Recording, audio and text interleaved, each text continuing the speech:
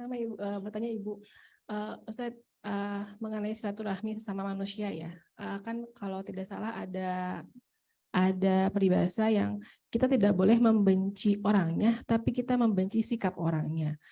Nah, dalam silaturahmi misal ya Ustadz, kita berinteraksi dengan orang dan kita misalnya ada suatu hal yang kita nggak enak di hati, sakit hati lah mungkin seperti itu.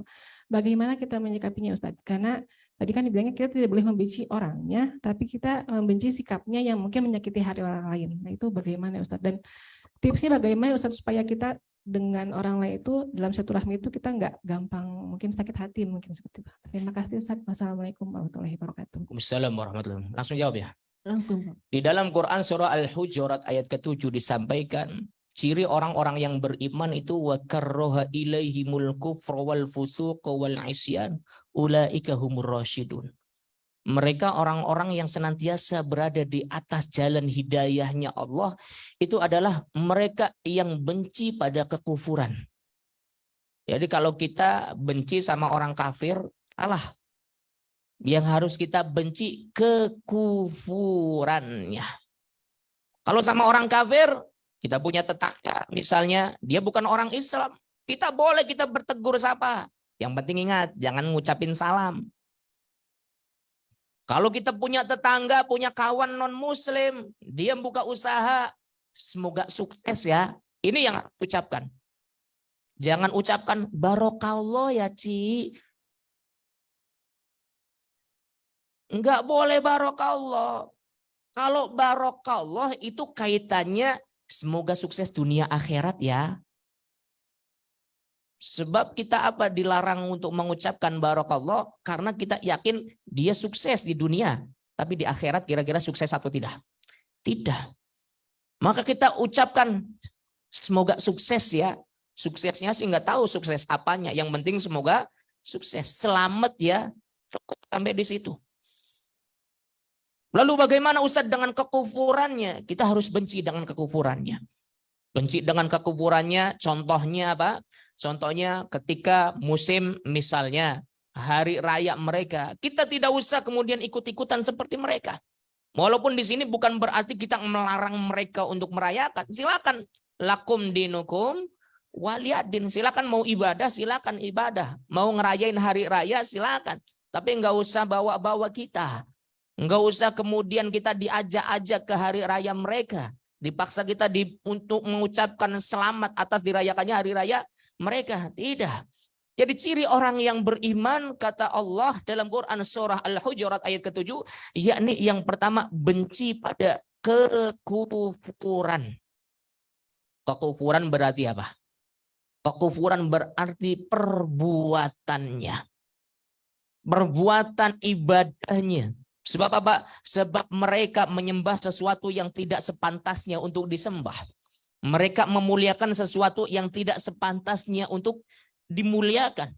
Termasuk diantaranya kekufuran adalah ketika ada orang yang mohon maaf nyembah pohon, nyembah kuburan, nyembah benda-benda keramat. Ini biasanya orang-orang tua zaman dulu yang kadang-kala sama kita anak-anaknya yang sudah ngaji kita akhirnya paham. Mbah kita, engkong kita, mungkin apalagi di desa-desa masih percaya dengan hal-hal semacam itu. Saya punya anak, setelah saya punya anak saya masih baru lahir. Malam-malam ada asap. Asap apa? Saya masih serumah sama mertua waktu itu. Asap apa ini? Pas dilihat di pojok ada modelnya kemenyan. Saya nanya ini siapa yang masang ini menyan ini? Istri bilang, Mama. Waduh, Mama, ini urusan sama mertua kalau saya nggak hati-hati dengan nasihatinya. Pas dilihat di bawah tempat tidurnya, ada pisau, ada gunting, ada jarum, ada bawang, ada cabai, kayak mau ngerujak. Subhanallah. Kira-kira saya wajib membenci mertua saya atau benci dengan apa yang dilakukannya? Benci dengan apa yang dilakukannya. Kalau sama orangnya kita wajib asyiruhun bil ma'ruf. Pergauli dia dengan baik. Bergauli dia dengan yang ma'ruf sesuai dengan syariat Islam. Tapi ingat, amal perbuatannya kita tidak boleh benarkan. Tetap kita wajib menyampaikan kepadanya, mohon maaf deh, nggak usah kayak gini. Oh, tapi supaya setannya nggak ke sini. Anak kamu itu laki-laki. Dan kalau laki-laki biasanya ada kunti anak genderuwo, kolor hijau, tuyulango pada ngumpul semua di sini. Waduh. Akhirnya saya sampaikan, kalau kita mau ngusir setan, nggak usah gini-ginian, cukup ngaji saja. Setel murotal Al-Quran saja, udah beres. 2 kebaikannya. Pertama, setan akan lari tunggang langgang. Yang kedua, anak diperdengarkan Al-Quran. Selesai, akhirnya alhamdulillah tidak ada di antara anggota keluarga saya, termasuk keluarga perempuan, itu yang gandrung dengan perkara-perkara syirik, perkara-perkara kufur. Ciri orang Islam, orang beriman yang kedua, wal fusuk, benci kepada kefasikan. Wal isyan, benci pada kemaksiatan. Kita punya teman nih, maksiat terus. Dia nggak mau sholat. Kalau orang nggak sholat kan maksiat. Jadi yang namanya maksiat itu bukan hanya mabok, bukan hanya judi, bukan hanya zina.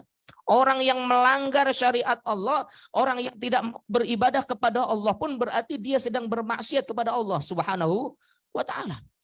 Kita wajib bergaul tetap dengannya, dengan terus kita mendakwahinya.